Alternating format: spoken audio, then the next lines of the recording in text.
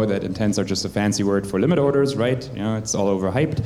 I'm joking, of course, but there is, well, I would say the first use case, the first real, main traction of intents came through swap orders or swap intents. Seems to not be working. And I would also say that CoW protocol kind of pioneered on the swap intent front. We launched the first intent-based exchange, I think, back in 2019 even, and then CoW protocol in 2021. And just wanted to go quickly over the reasons for why we thought swap intents were necessary and a superior way of trading. The TLDR here is that transaction management is hard.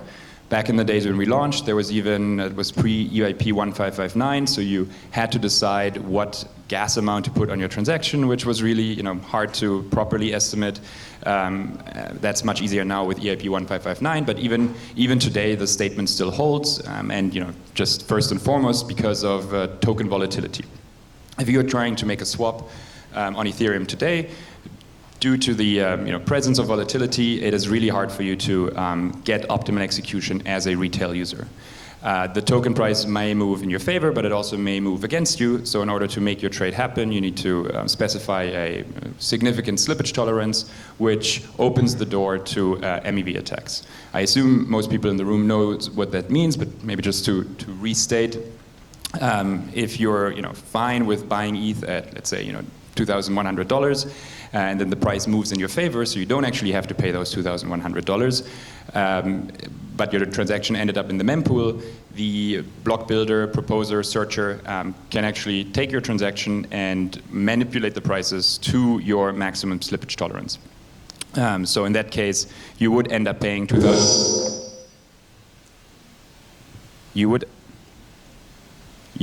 you would end up paying $2,100 and basically be MEV exploited. Now, if you don't want to do that, you could try and set a tight slippage tolerance, which has some other disadvantages, but even then, finding the best execution may be hard. And that is because blockchains are inherently asynchronous, and you have these race conditions between the time when the optimal route is computed in the UI and the time that your transaction then actually lands on chain. And even if you're using an EOA, the route is probably computed on block X and then lands either in block X plus 1 if you're lucky, or X plus 2. But the optimal route may change on every single block. So what was the optimal route back then may no longer be the optimal route now. And this problem is even amplified if you're a security-aware user and you might want to secure your funds not with an EOA but with a multi-signature wallet. Then you have the time when you propose your transaction and the time when you actually execute your transaction, which in the simplest case, if you're just a multi-signer, may be a couple of minutes that it takes to get all your keys together. But if you're a company, it may be up to a couple of hours. And if you're a DAO, it may be even on the verge of a couple of days between, computing and proposing the concrete execution and then getting executed eventually. It also has the user experience drawback that when you manage your own transactions, you need to pay execution cost even if the transaction fails. Back in the days, we did a study that found 18% of Uniswap trades and 10 to 15% of DEX aggregator trades failing. Granted, that was in the bull market during very volatile times, but we saw a lot of these tweets of people basically paying a fortune for a failed transaction, which does nothing. And that's pretty bad user experience, and requiring this expertise and knowledge from retail users just seems a bit ambitious. So what we proposed back then was to, instead of having users send their signed Ethereum transaction into the public mempool, delegate the trade execution to a professional party. And that basically is what intents is to me. You just define what you want to happen, but not how you want it to happen. In the old system, a user would craft an Ethereum transaction telling the miner exactly to go to this Uniswap pool, swap this amount for exactly that amount, and then have the miner execute that path. In the new world, the user now just signs a message, a limit order if you will, saying what trade they want to make, and then hand off that signed message to a professional third party. They're called solvers in our system. Other companies call them resolvers or fillers.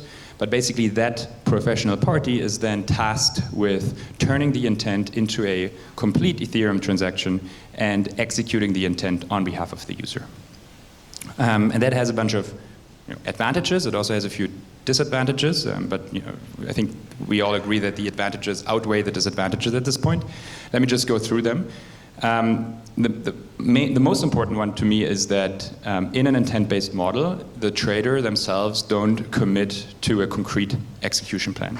They defer the choice of what is the best route to the latest possible point, and make it even allow the solver to even change it as it observes changes on chain.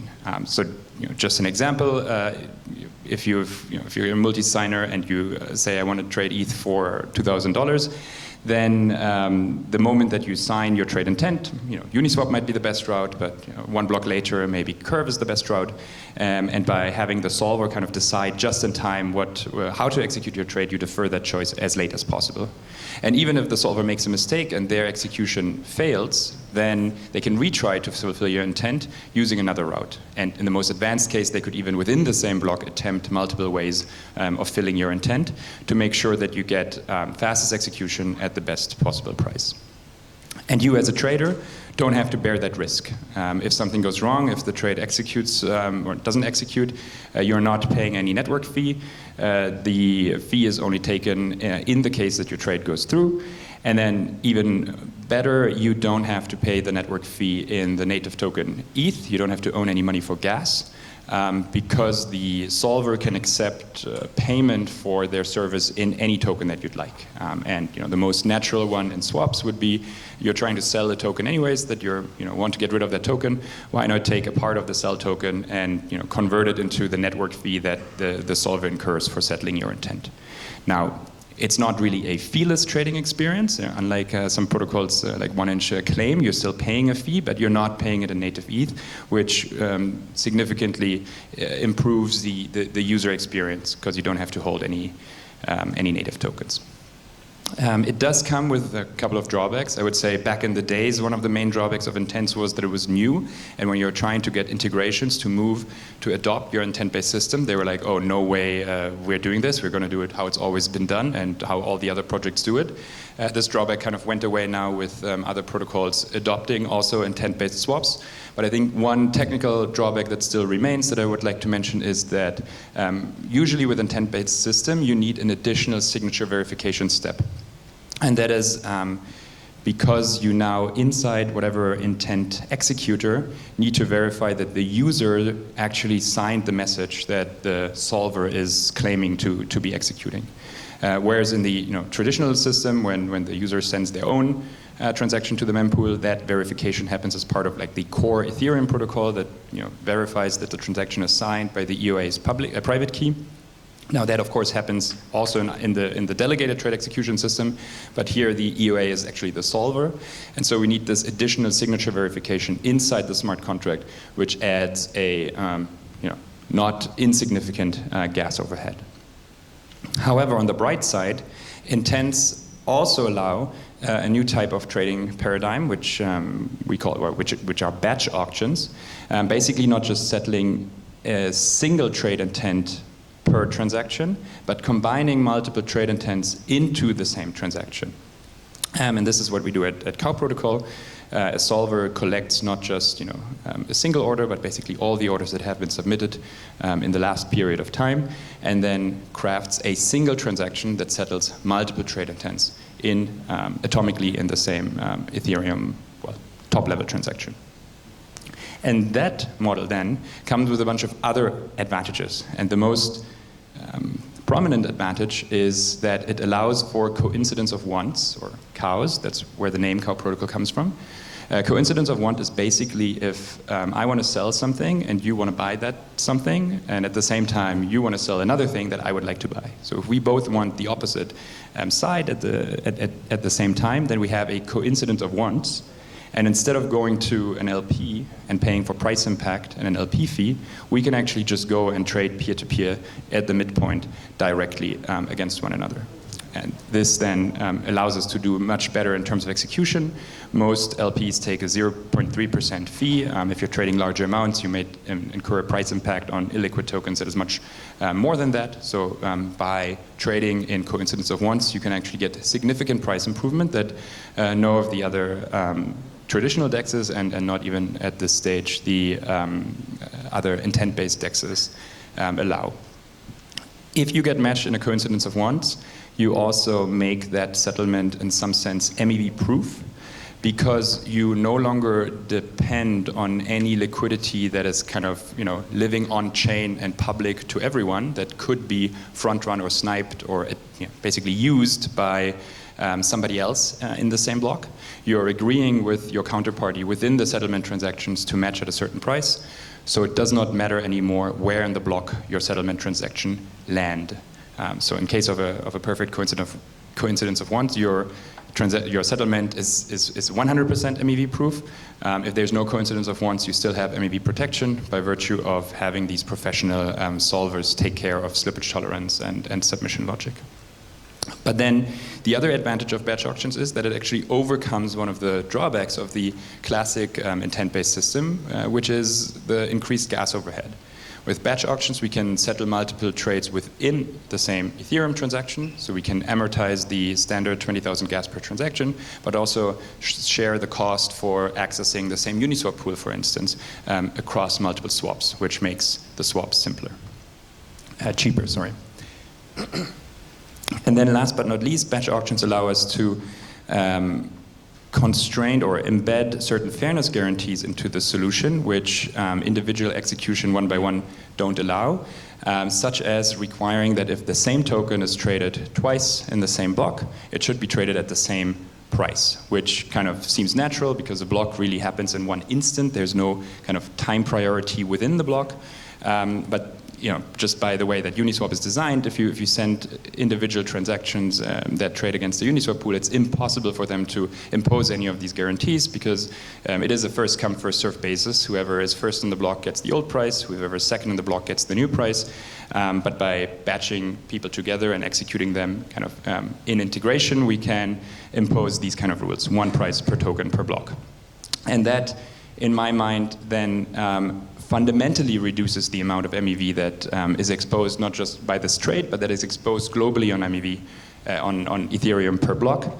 Because kind of my mental model of where MEV comes from, it mainly comes from that somebody can look at the block and see the same token is bought and sold at different prices within this block, and then has the right to choose where they want to buy and where they want to sell.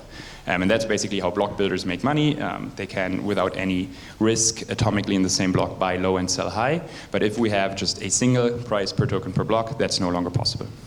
So really, batch auctions fundamentally reduce the amount of MEV that we have on Ethereum, whereas just general intent-based systems do also already reduce MEV, but more kind of on a per trade basis by helping the user to not make these simple mistakes as setting very large slippage tolerance, for instance.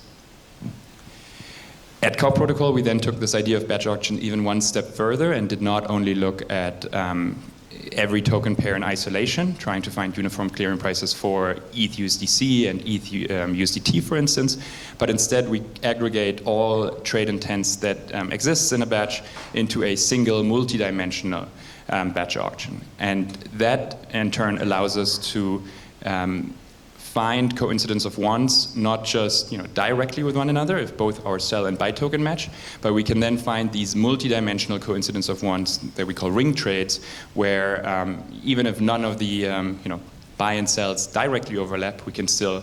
I think I was told that in the UK, this is how house buying works. You can find this long chain where everyone wants to buy and sell another house.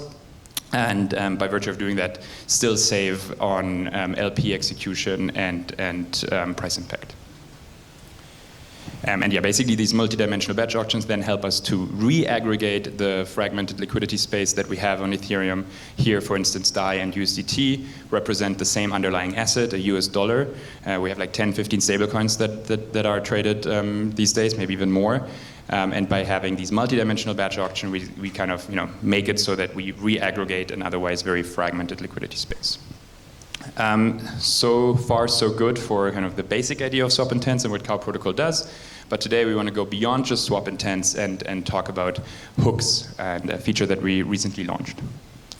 Before we can talk about hooks, let's first quickly revisit how a CoW, a standard non-hooked CoW order, works, just to see how we can then hookify it. Here is an example of a trader that just gets settled by themselves within a block. So just assume there's no coincidence of once, there's no other person trading in this block.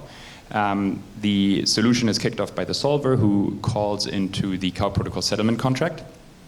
And basically hands the information, the user signed message and a recipe for how to execute that trade.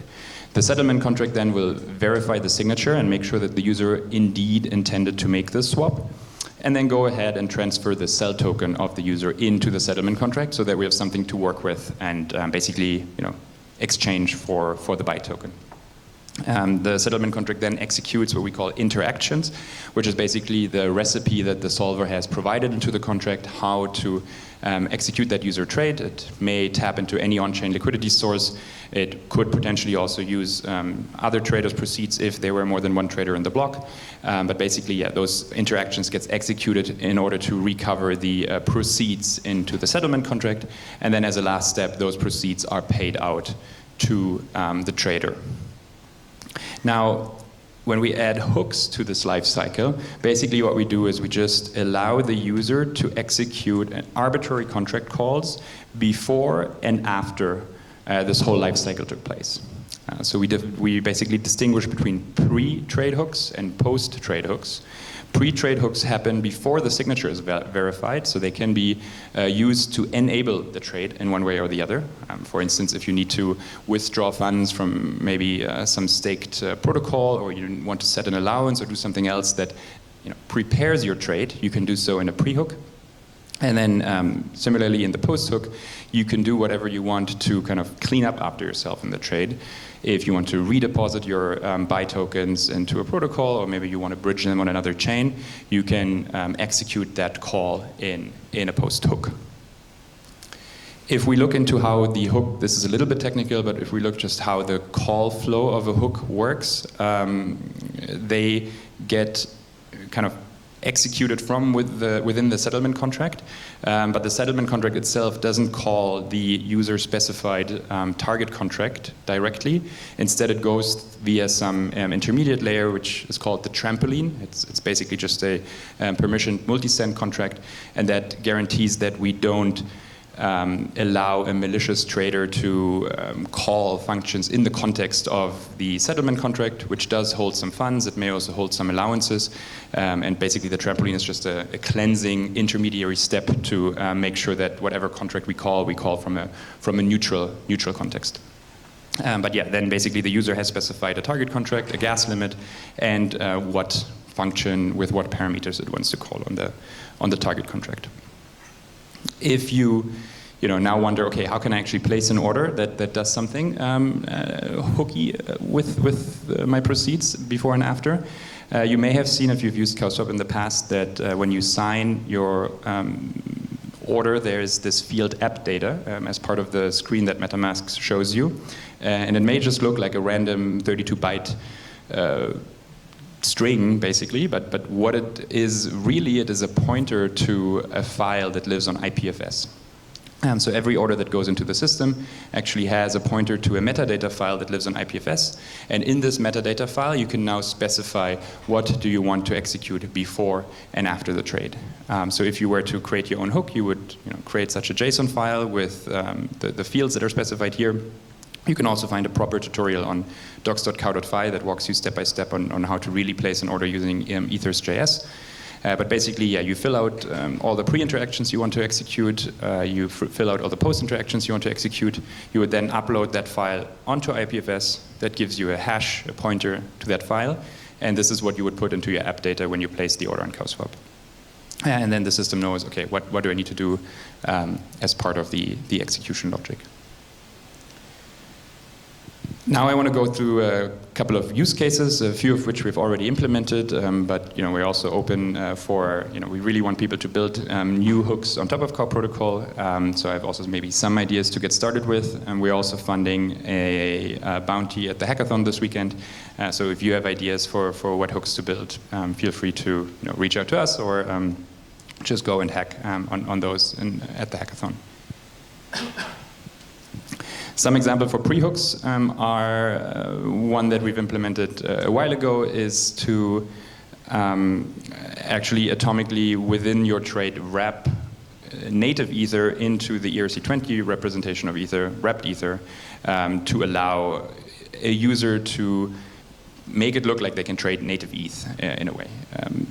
It's again a little bit technical, but native ETH cannot be really exchanged in intent-based systems just because it's not an ERC20 token, so you cannot really allow somebody else to pull in ETH from your account. And that is why, in order to trade Ether on CoW, for instance, you need to wrap it before to WETH so that the solver can actually take it from your account and then turn it into the token that you want to buy. But that wrapping step can be executed as a pre-hook, and it's something that we do under the hood when you use the native ETH feature on the CoW UI. Another feature that we launched very recently is the next step you need to do before you can trade usually is to approve the token and say, okay, I allow the CoW settlement contract to use this token on my behalf. And this approval can now also be done in a pre-hook by certain tokens that are supporting ERC20 permit.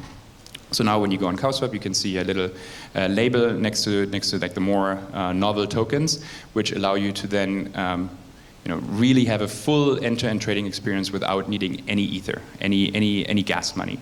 You can start with a completely fresh account that has some USDC. You can use a pre-hook to permit or allow the contract to use the USDC and then sign the order to swap it for any other token and maybe even in a post-hook transfer the proceeds onto another chain where you have your main account. Some other ideas of what you could do that are not yet implemented are basically anything that that needs to happen before your trade can be executed. So any just-in-time making liquidity available, for instance, like unstaking an LP token just before the trade is executed, or even something a little bit more advanced, which is you could even deploy a safe, for instance, in a pre-interaction, and that safe then implements some fancy trading logic. We recently launched programmatic orders, which is another concept that we could talk about half an hour in a technical talk. But that basically allows you to implement like arbitrary order types, TWAP, stop loss, good after time, and you could basically create this order also just in time when the pre-hook is executed.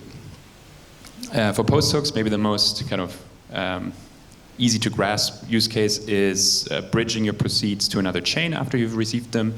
The Polygon team has released or has made a proof of concept of this, which basically allows you to swap on mainnet and then bridge the funds over to Polygon. Ideally, we could expand this to any other chain, but that's a very common use case for what we could do in a post hook. Another idea would be that, similar to unstaking LP tokens, to make them available, if you were to harvest your yield and wanted to reinvest those into LP tokens, you could then also atomically restake those LP tokens into the protocol without requiring a second step or a second transaction on your behalf. So kind of to summarize, what you can do is you can connect your swaps with anything before and after you trade. And yeah, I think that's really powerful. It lifts what intents can do from simply swapping to basically doing anything that you could imagine. Maybe last but not least, I want to go into a few gotchas, things you might want to watch out for when you actually dive in and start building hooks. The first one is related to the slide that we saw with the circus emoji and the trampoline contract. And that is a gotcha that that whatever hook you implement, you're actually being called from this kind of neutral, shared across all users dummy trampoline contract. So you're not actually, for instance, in the context of the user's EOA, like you would maybe expect naively you might expect that you could do things like, oh, I'm the user now and I'm sending funds out to some other address, or I'm doing some other interaction. For EOAs, this is only possible if you are actually sending a top-level transaction in the context of the EOA. So for hooks, you may require some form of account abstraction. It's not at all a problem if you're using a safe anyways, because everything is kind of signed messages in the safe world. But it's just something to be aware of, that your message.sender, your context that you're being called from, is this trampoline. And then you also have to be careful to not leave any balances or allowances behind in the trampoline, because another user could create a hook that basically, through the same trampoline, then goes and cleans up those allowances or balances behind you. I think right now there's about $30 in the trampoline contract, which are free to take. If anybody wants some lunch money, go ahead and build a hook that just transfers those out to your account. The other thing that's a little bit technical, but the only way to connect pre-hooks and post-hooks is via writing state into the smart contract. You cannot really hold on to the caller context across the whole trade. That basically means, for instance, you cannot flash loan money that you need to repay later on with your proceeds, because the way that flash loans are usually implemented is that you're taking out the flash loan, you're doing something, and then you're paying it back kind of without returning. However, with pre and post hooks, you need to return back into the settlement contract after your pre-hook and before your post hook. And then last but not least, the cost of the hook that is added to your network fees is computed based on the gas limit that you provide in that hook. So make sure that this gas limit is kind of reflecting accurately how much gas your hook is going to use. If it's too high, then we might actually overcharge the user, because we have to charge the entirety of that gas limit, converted into cell token, but that is kind of charged as part of the network fee. And if it's too low, then we will still try to execute the hook, but it may run out of gas, in which case we'll still try to settle the trade, but you might end up not having everything executed, or like your hook might end up not executing. So make sure that you have a good gas estimate on this. But I think these are all the gotchas. And as Dan Robinson from Paradigm said, he's super excited to see what hooks might be most compelling, and he has some ideas for you to unlock your innovation. I'm of course kidding here. He was talking about Uniswap v4 hooks. But you don't need to wait for Uniswap v4 hooks, because CoW hooks are live today. You can build on them this hackathon. You can build on them even before the hackathon. And with that, thank you very much for your attention, and I'm happy to answer questions if there is time. So we don't have time for questions, sorry.